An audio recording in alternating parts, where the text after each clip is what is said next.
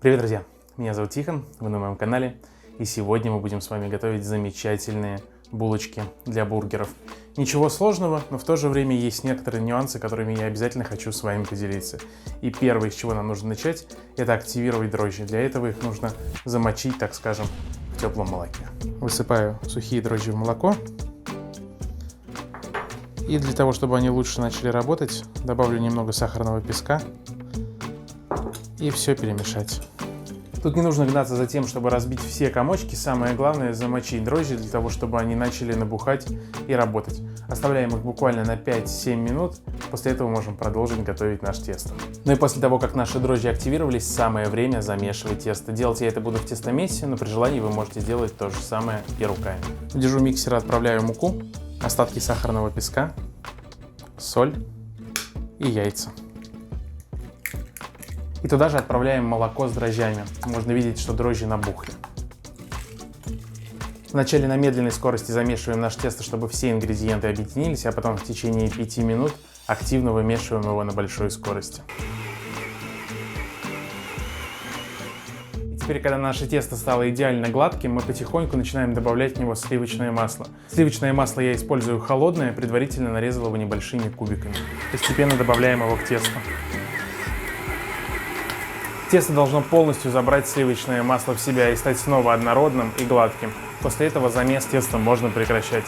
Если вы замешиваете тесто руками, то берите небольшое количество сливочного масла на руки и потихоньку вминайте его в тесто.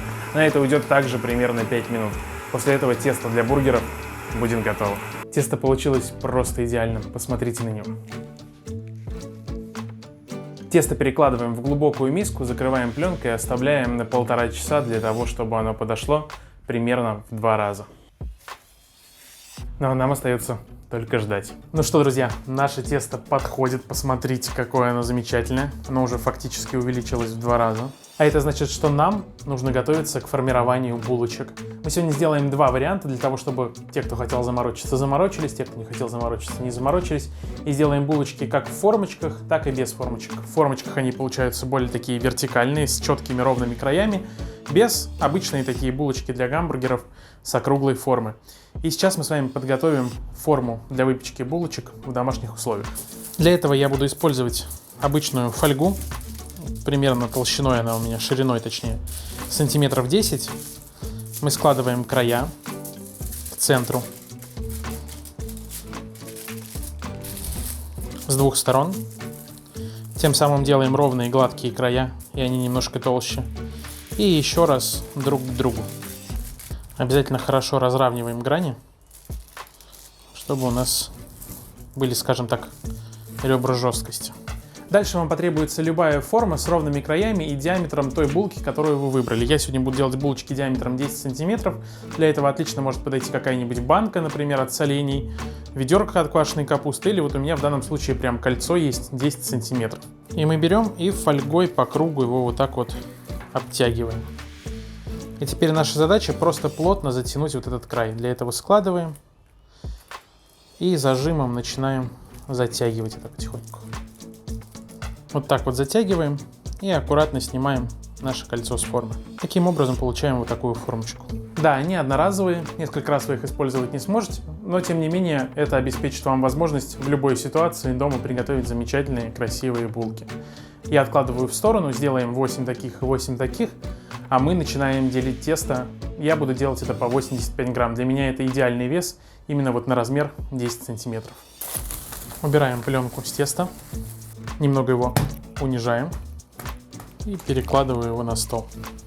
За счет того, что в тесте есть масло, никакая мука нам не требуется. Как видите, тесто абсолютно не прилипает к столу. И я просто через весы разделю его по 85 грамм.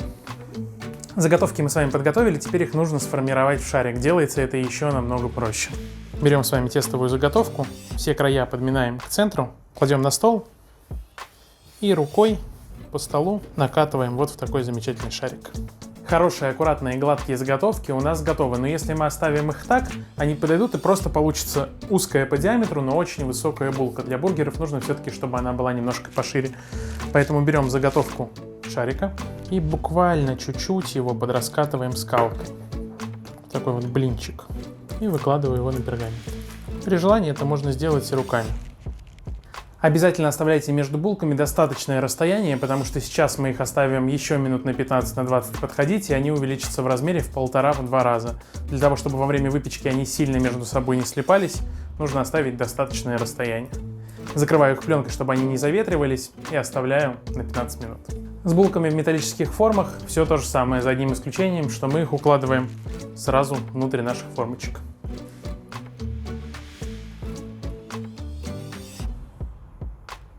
Точно так же закрываем их пленкой и оставляем на 15 минут.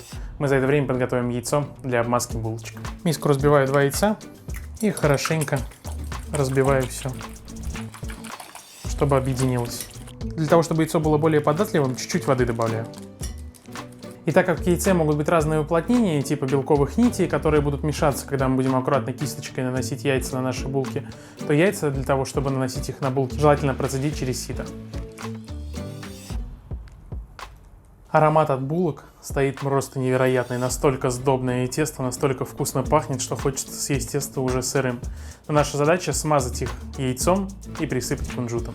И еще один важный момент, о котором не рассказал, это до того, как мы поставили их на расстойку, я уже включил духовку на 180 градусов разогреваться. Выпекать буду на режиме вверх-вниз. Духовка должна хорошо прогреться, прежде чем мы отправим туда выпекаться наши булочки, поэтому лучше это сделать заранее. И аккуратненько наносим яйцо на булочки со всех сторон. И немного присыпаем кунжутом. Отправляем в разогретую духовку на 15 минут. С булочками в формах делаем все то же самое и отправим их запекаться вслед за первой партией. Готово. И вторые на подходе. Я думаю, вы видите, какие красивые, аппетитные, а самое главное, мягкие булочки у нас получились. Я просто хочу, чтобы вы на это посмотрели. Посмотрите. Просто шикарно.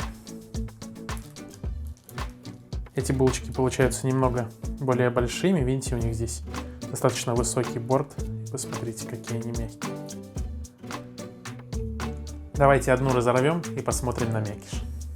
Смотрите, какой эластичный мякиш. Полностью готов.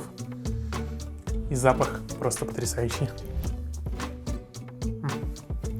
За счет своей богатой рецептуры, яиц, сливочного масла булочки получаются очень нежными, сочными и мягкими. Я надеюсь, что это видео было вам полезно, поэтому не забывайте ставить ему лайк, делиться с вашими друзьями в ваших социальных сетях и мессенджерах. А с вами был Тихон. До скорых встреч. Пока-пока.